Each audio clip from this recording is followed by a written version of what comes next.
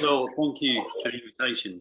I'm Dr. Paddy Morgan. As Duncan says, I work with SSI Energy as their medical director. My background is anaesthetics and pre-hospital care, and one of my roles with part of our clinical governance team is to make sure that our medics who are being deployed, as well as the procedures we do, are as safe as they can be. The SARS-CoV-2 virus and the disease it causes, COVID-19, have presented very unique opportunities, both as a business, but also to the people we serve in terms of yourselves, the industries out there in shipping, laying cables, wind farms, drilling for gas and oil. So if we take this back to the basics, what does this actually do? Well, the virus itself is single RNA, and that's important when you come to try and test for it. People can contract it and not show symptoms for 7 to 10 days, usually around the 6 days medium, and you're infectious for 3 days before your actual symptoms arrive. And then once you have actually developed symptoms, you're then infectious for another 5 to 7 days after that period. And hopefully the disease is cleared from you within 10 days. Although there are some populations where this is then worse, if you like, in that they go on to develop worse illness, more severe, and on occasions it can be life-threatening. And as you've seen, this is actually quite a lazy virus in that it doesn't kill you straight away. It hangs around, and which makes it more infectious than many of the other viruses of its similar family, if you like, the SARS and the MERS that we've seen in previous years. Now, one of the things we have done with SSI in conjunction with other companies is we've looked at the trends. And so there's some great data sets available, and we've looked at what's happened in China in terms of the number of cases. And we're closely watching them now to see what's happened after they've released their lockdown. Are they getting the resurgence of cases? And you can track these through the various countries in the world, and you can see that it is following like a wave across the world. The US is just starting to see its peak now, and they've hit lockdown. They're starting to reduce their numbers. In the UK, we're opening up lockdown, having had reduced numbers. The same in France and Germany. And we're all waiting with bated breath to see what happens next.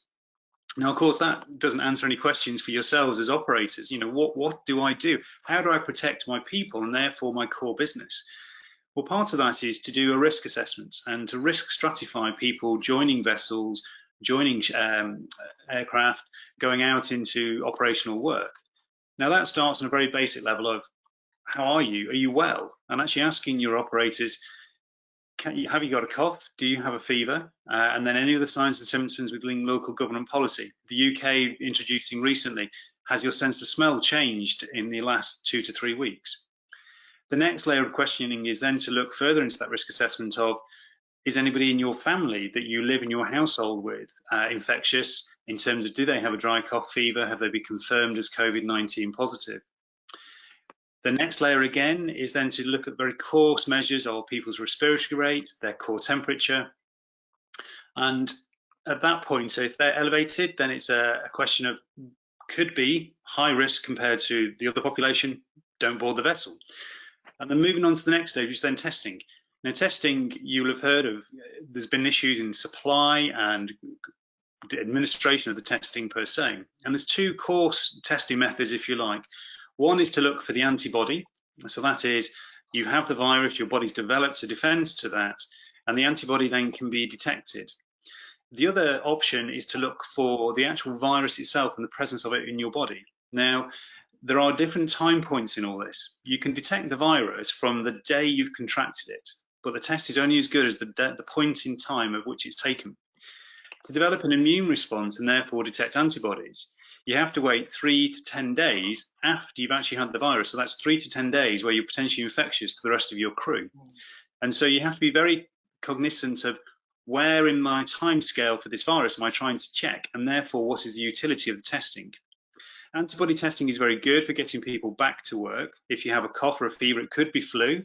And so if they're negative on the antibody test on 2 separate occasions, then they can actually go back to operational work quicker and don't have to stay in isolation for the 2 weeks. That's a point of care. So that means it's a blood spot on a cartridge in front of you, answer 10 minutes, job done. The virus itself has to be tested with what are techniques known as reverse transcriptase, polymerase chain reaction. Now, this has to be done in a lab. The quickest turnaround we're seeing is 6 to 8 hours, but that's delivery to the lab. All the labs have to be certified. So because this in the UK, France, Germany, and other areas, is what we call a notifiable disease. If you get a positive result, the government actually want to know, and it's your legal obligation to actually tell them that this is the problem. Then that has to get back to you. So it's 12 hours. Now, people keep saying to me, why can't it be quicker? What's there? I'm afraid the biotechnology is not there. If you compare the techniques, if you imagine looking for the antibody is looking for something the size of a planet. Now, whilst the virus is in a capsule that is the size of the similar size to the planet that you're looking for, you have to open up the capsule, you have to find that strand of DNA, you have to then break the DNA down into its component parts, sorry, the RNA into its component parts, then you're looking for a small fragment on that RNA that's already broken down from its component parts.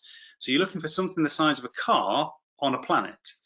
And so you then have to then amplify this using particular serums and sterile, and that's why it takes so long. But in terms of a screening process, it's incredibly effective. If you're negative for your screening, up to that point you're negative for your test, then you can have a good assurance that the people you're putting on board vessels or out into the wind farms are going to be free of COVID. So the next question they always ask then is, well, surely if you've had it, then I'm immune. Well, not necessarily. You may not have A, established an immune response, but B, even if you have, there's no guarantee that you won't actually catch the virus again. And we are seeing this worldwide. The next question then is, what about this magical vaccine that's coming through? Now, there's many companies across the globe are working on vaccine as we speak. And there's been some good positive things coming out so far. It's passed animal testing in many countries. It's past the stage 1 of human testing, which is to check for kind of gross side effects to the drug. And in many countries, the US, China, I believe in France, in the UK, Germany, we're on to stage 2 of the clinical testing. So it's out into the community now. The virus is being administered to a population, and there's another half of the population is being administered a placebo or an alternate vaccine. But we then have to wait for enough people to become infected to demonstrate a difference, and therefore that the vaccine works. At best in the UK, probably October, November, we might have some results, manufacturing in place so we have a vaccine by December, January. And I believe it's similar across the globe. The dilemma is, of course, it has to actually show the effect.